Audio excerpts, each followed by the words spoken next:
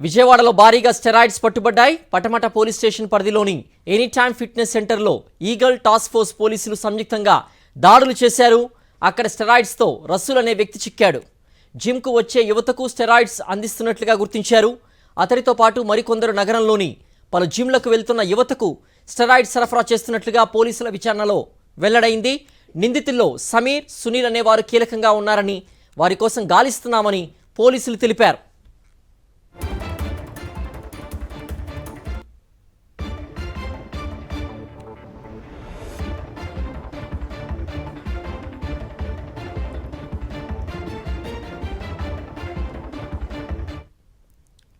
విజయవాడలో భారీగా steroids పట్టుబడ్డాయి. Patamata police station పరిధిలోని ఎనీ టైమ్ ఫిట్నెస్ సెంటర్లో ఈగల్ టాస్క్ ఫోర్స్ పోలీసులు సంయుక్తంగా దాడులు చేశారు.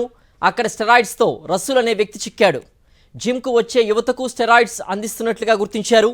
అతడితో పాటు మరికొందరు నగరంలోని పలు జిమ్లకు వెళ్తున్న యువతకు స్టెరాయిడ్స్ సరఫరా చేస్తున్నట్లుగా పోలీసుల విచారణలో వెల్లడైంది.